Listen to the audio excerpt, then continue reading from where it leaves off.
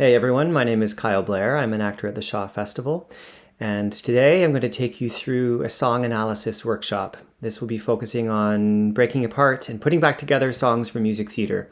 The way this will work is I'm going to analyze a song that I've chosen for myself. I'll be using Giants in the Sky from Into the Woods.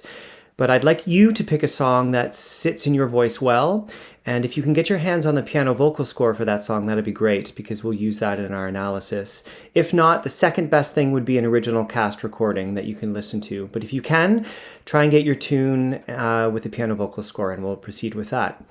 This workshop will be in 3 sessions, and let's get on to session number 1. Here we go.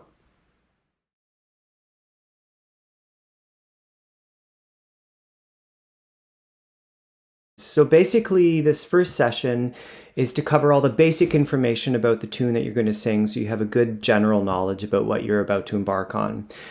A few basics first. You'd like to know the show that your song is from. So mine is from, as I mentioned before, Into the Woods. You'd like to know the composer and lyricist of the song that you are working on. Mine is Stephen Sondheim. And the character name of who you'll be singing. And in my case, that's Jack. This basic information is good to know just for your own knowledge, and moving forward in the industry, it's good to have a sense of who's written the material that you're working on. Other general information that you're going to want to know is the time period that the play is set in. Now, of course, that changes with directors in different productions, but it's good to choose a specific time period, even just for your own mind as you proceed, because gestures are quite different, varying from the 1800s to current day. A thumbs up might be appropriate for one time period, but not for another. So just sort of you have the playground that you'll be in. Knowing the time period is an important thing. What does the text from the show reveal about your character? So if you can get your hands on the script or even the cast recording and listen through, are there any clues about your character that will be helpful? For example, Jack, the guy that I'll be playing, I know that his mother calls him daft. She thinks he might be stupid. He's young, he still lives at home, and his cow is his best friend. So those are all clues that are helpful to me as I move forward with building this character. What's happening in the story at the top of your song? What's led to this moment? Context is really important. I know for Jack that he and his mother live together and they're broke, and she needs him to go sell his cow to get some money in order to live.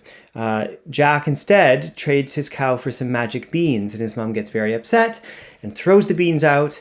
But then a beanstalk grows and Jack climbs up and discovers these giants. So leading to the moment of the song is an important thing. It's important to know the context of where you're coming from. Who are you talking to in your song? That's a big one. That really helps you become much more specific in your work, landing your thoughts in someone very specific. In my case, it's tricky because Jack is alone on stage at this point in the show. So in my imagination, I've decided that he's singing to an army of Jacks, an army of himself. And that's who I'm going to put in front of me. But whoever you're singing to in the context of your show, you have to imagine that they are there in front of you. So you're landing your thoughts in someone specific. What is your goal? Why are you saying these things to the person you're saying them to? This is probably the most important one. If you don't have a goal, what's the point? And we always have to have a large need behind what we're saying, because otherwise, frankly, it's boring. So my goal, I've decided, is to empower these other Jacks. It's a call to arms. I want them to feel liberated by this song, and I want them to break free. So that's my goal, and you in turn should find out what the goal is for your song. Why is the goal important? That's another one. If your goal isn't that important, it's not that critical to sing the song. So try and find a goal that has a lot of high stakes. It really resonates deeply with you, something that you can really lean into. Also, on the other side of that, what are your obstacles? You want to know what you're fighting against, what you have to break through to get to your goal. My obstacles for Jack are it's difficult to convince people that giants do indeed exist, as you'll see in the content of the song. And he's used to people not listening to him, so he has to really fight against that. I'm going to put a list on the end of this here that you can follow through, and just make sure you check off and answer all these questions for yourself.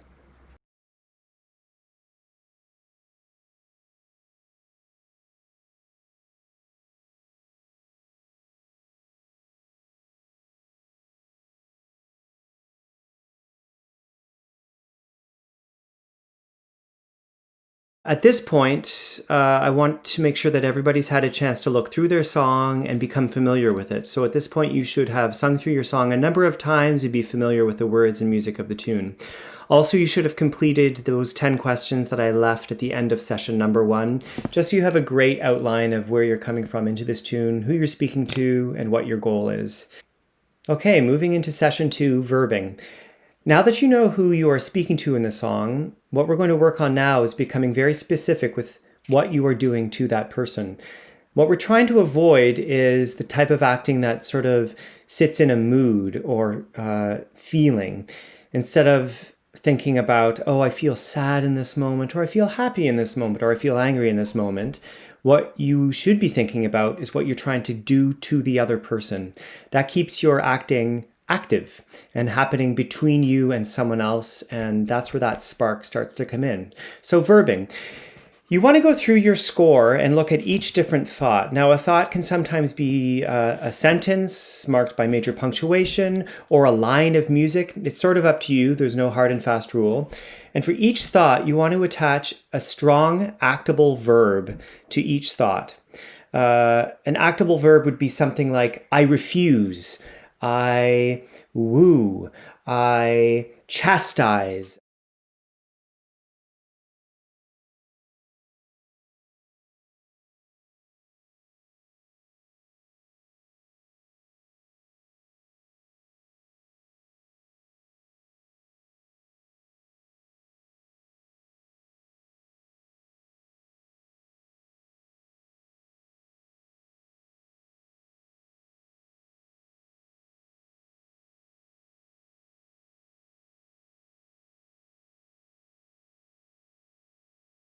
Okay, so that's a lot of verbs that I just listed there for you, but sometimes I know when you're working, you just can't find the right one. So if you need to go back and pause there and pick one from that list, go ahead.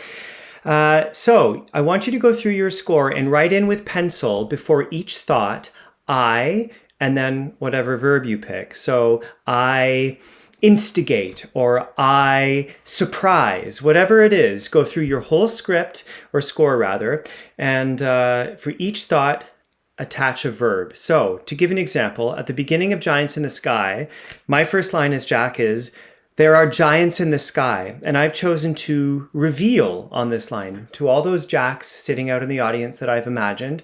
I'm going to reveal. So I reveal there are giants in the sky. Now, of course, there are so many different verbs to choose from, and by choosing different verbs, you greatly change your performance. So reveal was what I chose for my first one, but I'd say I switched that to confide. That might go, I confide there are giants in the sky. Or if I choose to celebrate, I could say, I celebrate there are giants in the sky. So as you move through verbing your song, just try and pick the verb that you think resonates the most with that moment, that is the most specific verb that you can pick. Also work on picking the strongest verb you can think of and make sure that you are landing that verb in the other person. So when I reveal that there are giants in the sky, I am revealing it to the person that I've chosen that I'm speaking to. It's not just a general reveal, it's I reveal it to you for that specific reason. We always want to work with becoming as specific as we can and moving that verb to that other person. You can almost imagine that that action is traveling through space from you and landing in that other person. We always want to work towards, I keep saying the same thing, but we always want to work towards landing our thoughts in somebody else so it doesn't become self-indulgent. So your activity at the end of this session is to go through and add verbs right through your song. So before each thought, write in I, and then whatever verb you pick. And then you can work through your song, just speaking for now if you like. I reveal there are giants in the sky. And then onward through your song so you can complete the whole song adding verbs.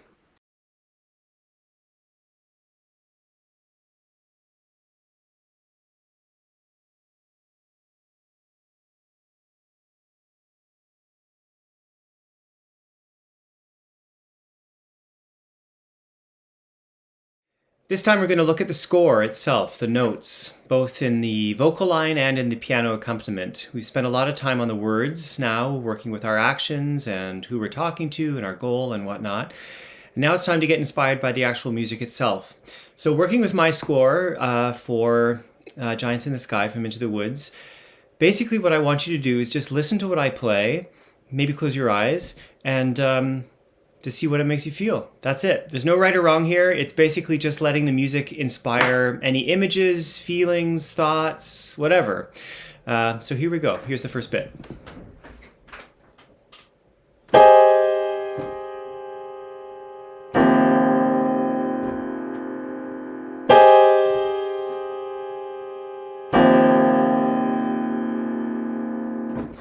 Okay, that's right off the top of my song. So before I even open my mouth to sing, I hear this. For me, that inspires sort of a feeling of adventure, a feeling of a fanfare almost, something important and pressing. Now, I know I said before we're not going to worry about too much about how we're feeling, but also this might inspire what action you might play. Given that that's something loud and triumphant, maybe my action I decide before it was reveal, that opening line, but maybe that inspires me to change my action to I announce or I wake up. So the score itself can inspire how you're acting something. Right after those two chords, I have a section that sounds like this.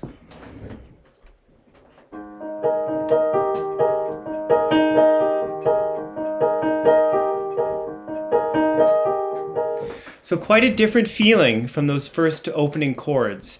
In my imagination, I have those opening chords and I say, there are giants in the sky. And I say it again, there are giants in the sky. And then that music shifts to this. In my mind, I'm imagining that I've gotten the attention of the person I'm speaking to and I'm catching my breath because now they're listening, and that's why that music shifts. So that's how you can use the accompaniment to sort of build story for yourself. Often the accompaniment acts as the subconscious of the character. The melody is on the lyric, so that's forward and on your action. But sometimes the accompaniment can be a state that your character might be going through or sitting in. So it's a clue for the actor. The last thing I want to show you in my score is a melody line that I sing a few times in the song, which sounds like this.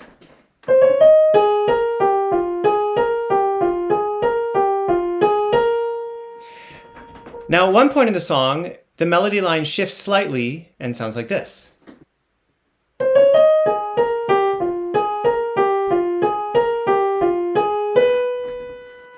Hear that difference at the end there? Instead of we go to. Now, that's a subtle difference, but significant, I would say. And again, there's no right or wrong here, but I would really encourage you to let that music inspire you. It happens that the line there is, and your heart is lead and your stomach stone and you're really scared being all alone. Scared being all alone is where the melody shifts into that minor key. And that should give you a clue as the actor about what being all alone is like for that character. All right, now that I've shown you a few examples from my song, I'd like you to go and do the same with yours. So using your piano vocal score, which is the score that has the piano accompaniment below the vocal line, if you could play or find someone else who plays the piano, you can go through and do the same sort of exploration, finding out what the accompaniment is telling you, finding out what the vocal line is telling you. Also to keep an eye out for any key signature changes or time signature changes or tempo shifts. All those things are clues for the actor as to what's happening with the character. Now, if you don't have access to the piano score for the song that you've chosen, even listening to a recording of it might help. It's not always the best to try and copy what someone else has done on the song, but at least you can listen out for the accompaniment and what the vocal line is telling you.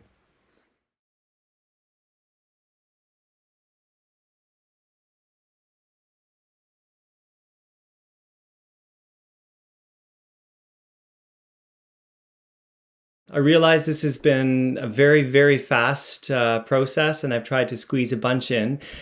But hopefully this gives you a little bit of a sense of how I proceed with analyzing a song that I'm about to start learning. To recap, we start with the given circumstances, the situation you find yourself in, the plot that led to the point of the song beginning, who you're talking to, what you're trying to get from that person, what your obstacles might be. And then moving into making sure that you're playing an action with every line that you're singing. You always want to be trying to get that person to do something or to affect some sort of change. And finally, we looked at the score and what that inspires in us, what the accompaniment is telling us about our subconscious perhaps, and what the melody line is indicating, as well as time signature and tempo shifts, key changes. All those are clues for us as actors. Now, of course, that's a lot of information. But it's art. There's no right or wrong. So basically, as you proceed, let your inspiration be your guide. If something is really moving you or something you're feeling really passionate about something, follow that path and see where it takes you. The exciting thing about working on this kind of material is that it's a personal quest. We're all going to respond differently to different things, and however you create that song, that character will be individual to you. And that's a beautiful thing about it. So enjoy. I'm glad you could join me, and sure hope to see you at the Shaw Festival soon. Thanks so much.